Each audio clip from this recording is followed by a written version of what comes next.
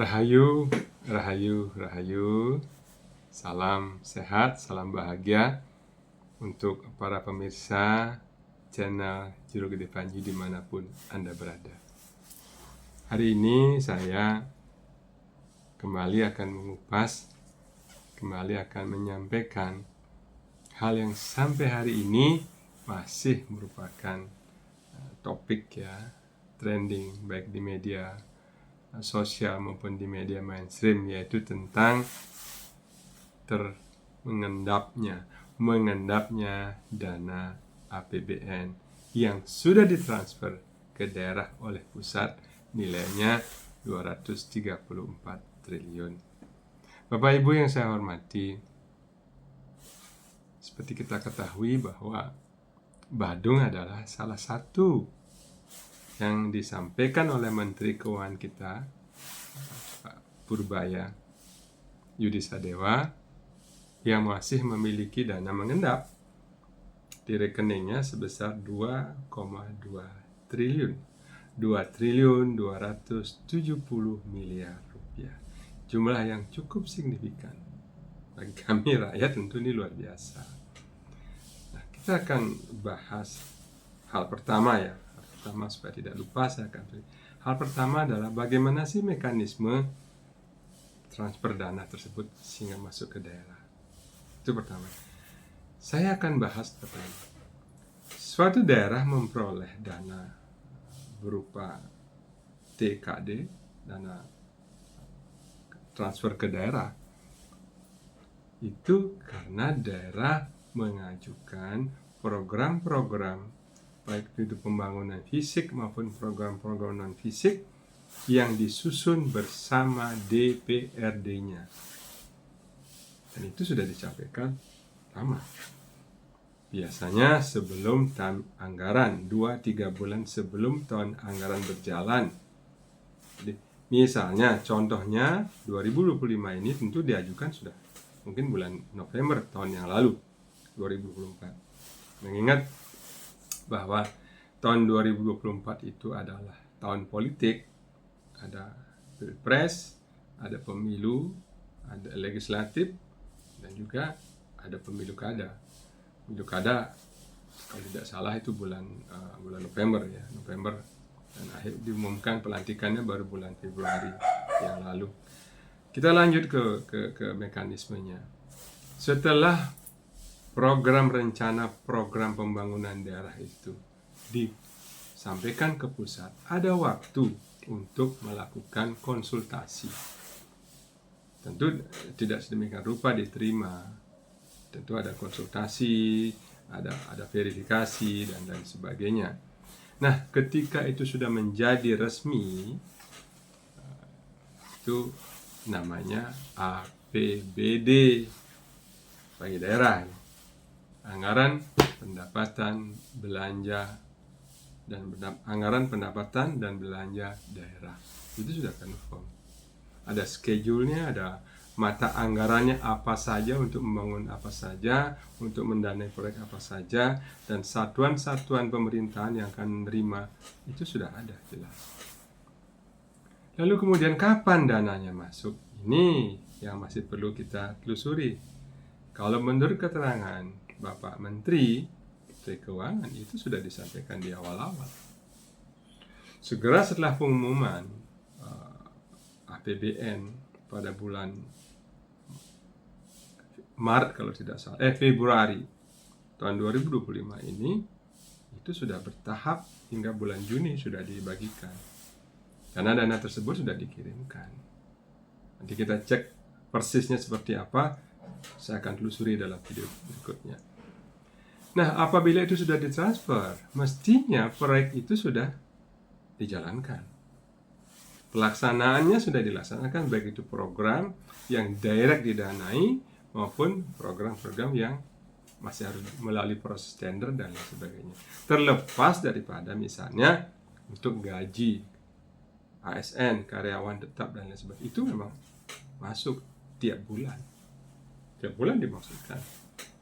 Jadi tidak ada bulan yang berhenti karena ada tahun politik, ada pemilu atau pilkada, tetap berjalan. karena ada lembaga yang mengurusnya. Satu persatu kita akan urus. Kita akan urut masalah ini. Yang menentukan nilai berapa, kapan itu, berapa besar APBN adalah Menteri Keuangan selaku Bendahara Umum Negara.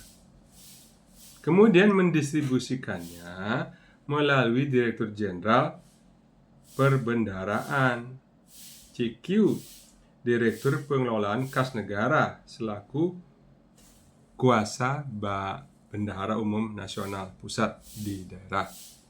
Kemudian di daerah siapa yang menerima? Ada namanya Kepala Kantor Pelayanan Perbendaharaan Negara, KPPN, selaku kuasa Bendahara Umum di daerah. Sifatnya verifikasi. Yang memiliki rekening di pusat itu adalah Direktur Jenderal Perbendaharaan. Kemudian di daerah siapa? Di daerah itu diverifikasi oleh, ketika APBN, APBD sudah disetujui, ada Kepala Kantor Pelayanan Perbendaharaan Negara atau KPPN selaku kuasa Bendahara Umum di daerah. Kemudian Kepala Kantor Wilayah Direktorat Jenderal Perbendaharaan Provinsi. Itu. Jadi jelas bahwa di sana, di pusat itu jelas. Rekeningnya milik Kementerian Keuangan, dalam hal ini Dirjen Perbendaharaan Negara, ditransfer ke daerah, siapa pemegang di daerah. Nah, kalau di daerah, tentu rekeningnya atas nama pemerintah daerah tersebut yang bersangkutan. Dalam hal ini siapa pejabatnya? Pejabatnya adalah Sekretaris Daerah Kabupaten. Kalau untuk wali kota, ya tentu kota, tentu Sekretaris Daerah Wali Kota. Kota, Sekretaris Daerah Kota, Sekot, Sekda, Sekap. Kalau di provinsi, Sekretaris Daerah Provinsi. Bersama siapa? Kerjasama dengan Kepala Badan Keuangan dan Aset Kabupaten. Jadi dua pejabat ini sangat bertanggung jawab terhadap dana-dana yang disebut mangkrak dan mengendap tersebut. Atas siapa yang menunjuk pejabat ini? Adalah Bupati. Bupati bersama DPRD melantik kedua pejabat ini. Satu Sekda, menetapkan Sekda. Yang kedua adalah Kepala Badan Keuangan dan Aset Daerah. Dua pihak inilah yang paling bertanggung jawab, punya akses terhadap rekening-rekening yang disinyalir oleh Menteri Keuangan, dananya mengendap. Jelas ya Bapak Ibu, itu tata caranya. Pertanyaannya adalah berikutnya. Saya selaku orang yang, saya paham juga sedikit masalah perbankan. Seperti kita ketahui, bunga bank sekarang, baik itu tabungan biasa, giro ataupun deposito dan bentuk-bentuk lain, warkat-warkat yang lain, itu berbunga harian. Terbayang ya, 2,2 triliun 270 miliar bila ditaruh dalam bentuk tabungan dengan rata-rata bunga atau deposito lah sekarang, dengan rata-rata bunga 3,5% per tahun, maka bunganya tiap bulan itu sebesar 7 miliar lebih rupiah. Jatuhnya kemana? Kalau satu keuangan negara kemudian ditransfer dari pusat ke daerah, kemudian daerah mengendapkannya, satu bulan saja sudah 7 miliar. Bagaimana kalau dana ini dikirim ketika APBN ditandatangan oleh Presiden pada bulan Februari yang lalu? Berarti Maret, April, Mei, Juni, Juli, Agustus, September, Oktober. Ada 8 bulan dana itu mengendap.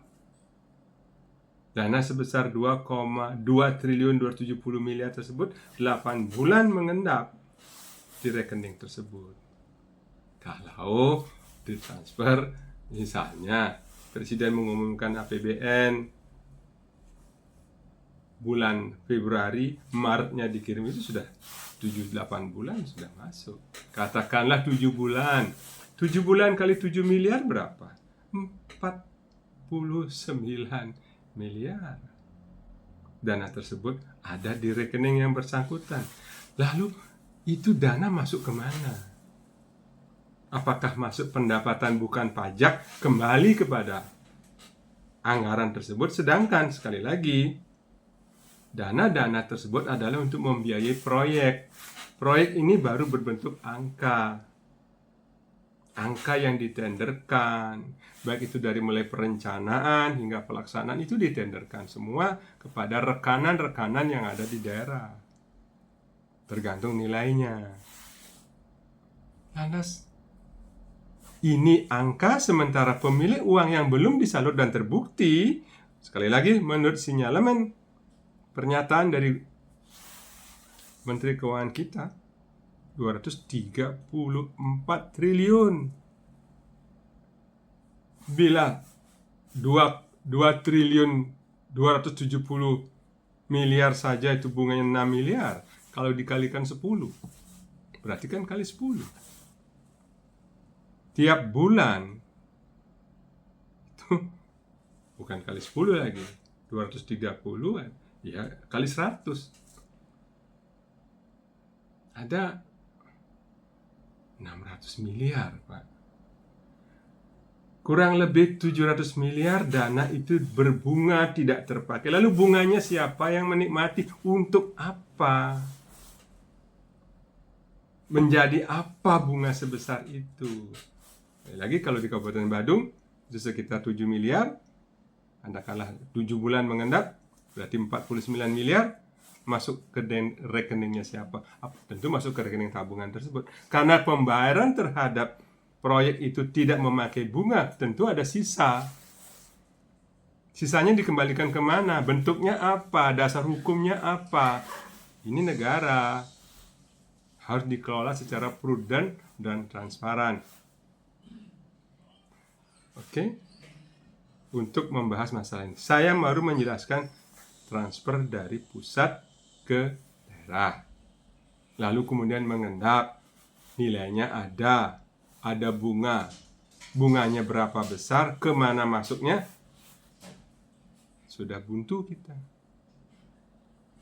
Dan oleh sebab itu saya sarankan sesegera mungkin pihak pemerintah Kabupaten Badung, baik itu eksekutif maupun legislatif, wajib memberi penjelasan. Bapak Ibu, tentu Bapak digaji untuk lebih prudent menyelenggarakan pemerintahan di Kabupaten Badung.